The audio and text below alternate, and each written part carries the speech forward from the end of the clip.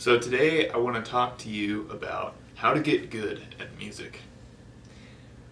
When I ask this question of my students, usually I just get the answer, practice. And it's true, practice is how you get good. But I always follow up that answer with, okay, well, how will you practice? And that's the most important answer to find. So I think most people, when they start learning an instrument, what they usually do is find some music they like and they try and learn it, and their process of learning it is essentially playing it over and over until they get it right. And it's true that repetition is the mother of all learning, but there are strategies that we can use to learn faster, repeat only the things that we need to get better at, and master things more quickly, because there's only so many hours in a day and you've only got one life. So let's master this thing as quickly as possible. So whenever you're learning a piece of music, you need basically two things in order to really have it down all the way. The first one, technique.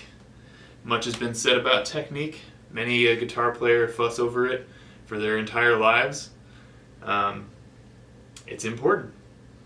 As you can see written on the board, it's the ability to play music on your instrument. So you have to have good technique if you want to be a good musician. Moving on, the second thing that you need in order to be able to master a piece of music is memorization skills. So just remembering what to play. We guitar players, most of us don't know how to read standard notation, so we have no temptation to simply sight read music. Everything that we learn, we keep up here. And to be honest, I think that that's for the better. Socrates once said, what you learn is what you remember. So a guitar player's ability to remember the music that they learn is very, very important. So you can get good at technique by repeating a song or a riff over and over and over again. And you can definitely memorize a piece of music by the same process. However, I feel like that is the least efficient strategy in terms of how I've seen my students put these practices into use. And I just want to give you a little bit more specificity so you get a little bit more results each day with your practice. So the first thing that we want to talk about are some strategies related to technique. The important thing with technique is that on guitar, there are so many different techniques that you need to develop when you first start playing music that it can be overwhelming. And don't underestimate that. Give each technique its due. Every time you run into an obstacle, just work on it a little bit at a time. And don't expect to master everything in one day. The first thing that you can do, the first strategy that you can use to improve your technique quickly is the strategy called chunking. And essentially what chunking is, as you can read, is breaking music into smaller pieces and then mastering each chunk. So when I teach my first guitar lesson to a new student, one of the things that I teach them is, of course, the eternal classic, Smoke on the Water. And I like teaching that piece of music because it immediately gets chunking incorporated into the student's practicing mindset. Smoke on the Water, the main riff is essentially 3 chunks. Bum, bum, bum, chunk 1. Bum, bum, bum, bum, 2. And bum, bum, bum, bum, bum, chunk number 3. And in my lesson, we just go over each chunk one at a time until they can play each one individually, and then we link them together. And that's essentially the process of practicing that hopefully all my students have for their entire playing lives. And no matter how complicated the music is, this is the fundamental principle to mastering it. You see in a lot of classical music and jazz, in reading solo transcriptions of whoever musician, often the mantra is you take it one measure at a time. And if you've ever heard that before, they're just referring to chunking out the piece of music into smaller chunks until you can play the whole thing. So the important thing with chunking is just to be patient. Give each chunk its due, and then when you feel like you've really mastered it, and you feel very comfortable and can play it easily, move on to the next one.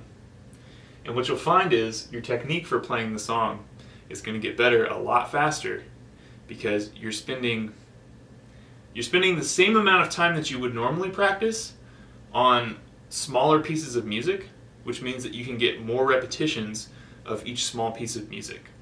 And since repetition is the mother of all learning, the more times you can repeat something, the faster you'll learn it. So, if you take a small thing and repeat it many times, in the same space of time that you might have to play the whole piece one time through, you can bet you'll be better at playing that small thing than you would be playing the entire song.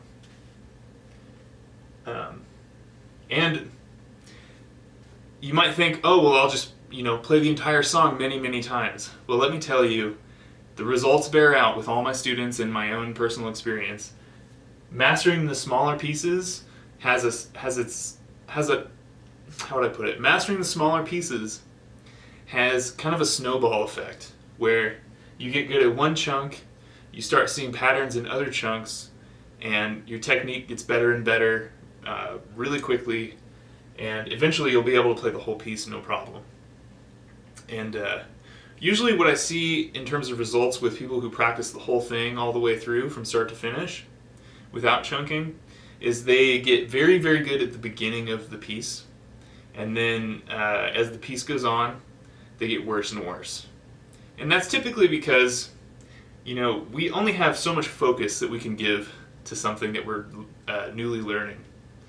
And our focus just wanes over time as we're, taking in so much new information. And so, it really suits us best to be able to focus on small pieces of information and fully absorb them, so that as we're learning each chunk, we don't have to spend as much time processing the stuff that we've already mastered. So, chunk out the music and learn it one piece at a time.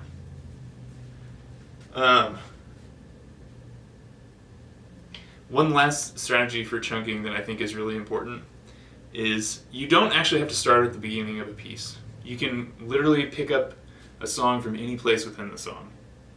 I think that that's kind of counterintuitive to what a lot of people think, but I would say just follow your enthusiasm. If there's a part of a song that you like a lot, start on that part and learn that. And then from there, sort of grow your chunks outward, So if you really like the chorus of the song, just learn the chorus. And then from there, work backward, learn the verse, learn the intro. Or learn the bridge, learn the outro, The important thing is to start that snowball and keep it rolling. Okay, so let's talk about some memory strategies. This is kind of my favorite thing to talk about. So for memorization, ultimately, what we're trying to do is we're trying to increase our audiation skills. Audiation is a word that combines auditory and imagination. And essentially, I thought that auditory imagination was not a great definition of what that word actually means in practice. So I put how clearly and accurately you can hear sounds in your head. So a great example of amazing audiation would be someone with perfect pitch. So they hear pitch in their head, they know exactly what pitch it is on the piano. They can play the piano key, or they can sing the note, press a piano key, and it's the same exact note. This is a learnable skill. Perfect pitch is actually a learnable skill for children up to a certain age as well. But relative pitch can be improved greatly even after that age. So most people have relative pitch, and thus they can increase their audiation skills with different ear training exercises and things like that. I'm not going to spend a ton of time on that, but I do want to talk about the most basic ear training skill that you can do, and probably the most important skill that you'll learn as a musician for learning new music. And that is just simply using your voice, vocalizing things. So yeah, vocalization, using your voice to better memorize music. So earlier when I was singing the riff to Smoke on the Water, obviously I've taught that song and played that song many, many times, but the fact that I'm able to sing it means that I remember it clearly, and so when I pick up a guitar, I can play that song because I remember exactly how it goes. I've played it on guitar enough, so I can play it really well. Using your voice to memorize music is the most valuable tool that you have. I think on a philosophical level, every instrument is essentially just trying to be the human voice. And on another level, the instrument that we're all best at is our voice. So it doesn't matter if you have good pitch or you're too shy to sing or anything like that. All you need to do is just sing the part either to yourself or out loud, hum it, do something to get your voice involved, because when you're able to memorize the piece using your voice and you can sing whatever it is that you're learning out loud, you're able to remember it so much better and so much longer. And when you're actually trying to match the pitches with your voice, it increases your audiation of the piece in your head. So the better you can sing it with your voice, the closer you are to the actual pitch, even when you're not touching your instrument. And this is how you get musicians that can, hear a song one time and then play it. They have such a good sense of pitch that they can kind of remember how everything goes in their head, and then when they actually sit down at their instrument, they can just let it out, because they have that very clear and accurate sonic map in their head of how everything should go. Alright, so that does it for good practice habits. Remember that the two main skills that you're trying to work on when you're practicing are essentially just building technique, so your ability to play whatever it is you're working on, and then your ability to remember whatever it is that you're learning. It sounds simple, but you need to have some strategies to be able to maximize your potential in both of these areas. So the two most fundamental strategies are the chunking and vocalization.